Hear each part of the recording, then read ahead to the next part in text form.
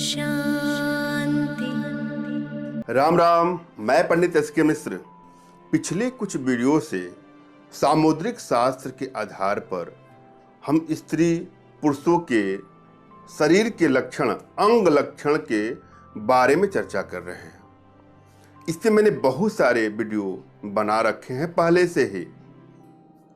हम जो लक्षण बता रहे हैं उसमें कुछ अशुभ लक्षण यदि आपसे मिलते हो तो निराश होने की आवश्यकता नहीं है।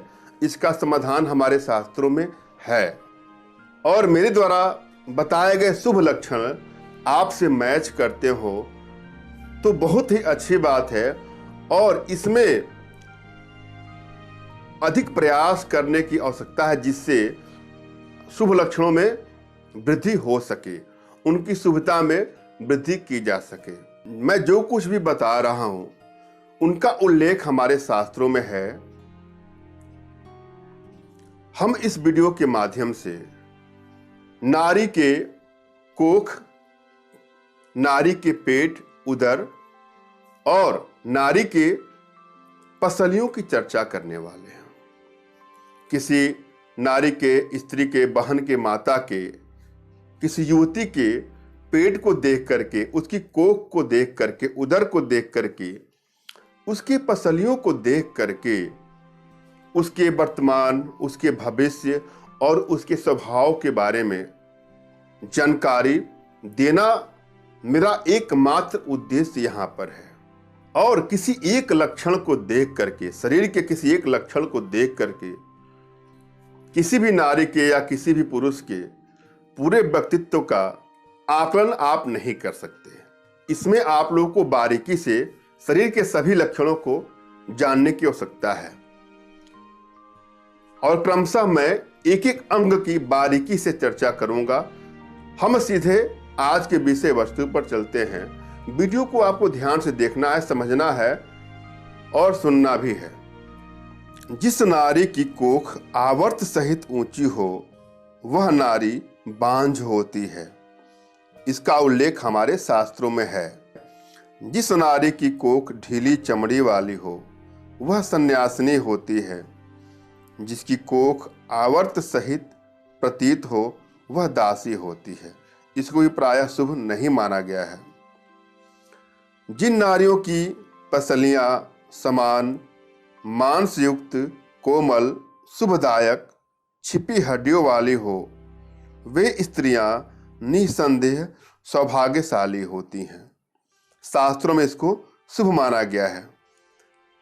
जिसके दोनों पार्श्व नसों वाले ऊंचे रोम संयुक्त हो वह संतान रहित व बुरे स्वभाव वाली होती है। जिस नारी का पेट बहुत छोटा, नसहीन और कोमल त्वचा वाला हो वह नारी भोगयुक्ता होकर हमेशा मीठे अन्न सेवन करती है। जिस नारी का पेट घड़े के आकार वाला हो वह दरिद्री होती है।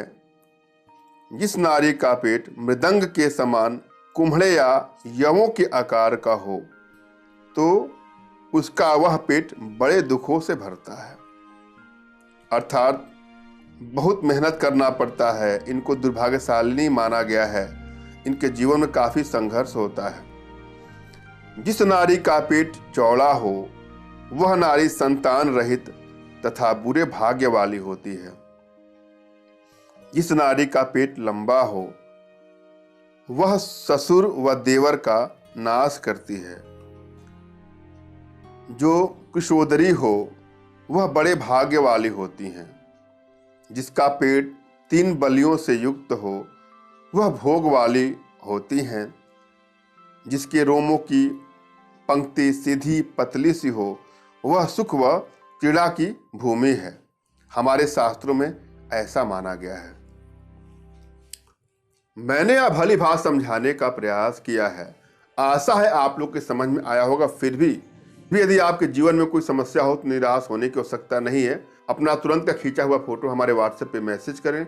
मैं आप लोग का एनर्जी रीड करके आप लोग का उचित मार्गदर्शन करूंगा। हमारी भारतीय विद्याओं में, भारतीय साधनाओं में इतनी क्षमता है, इतनी दिव्यता है, इतनी भव्यता है कि वह विश्व की समस्त समस्याओं का समाधान पल भर में, क्षण भर में दूर कर सकती है।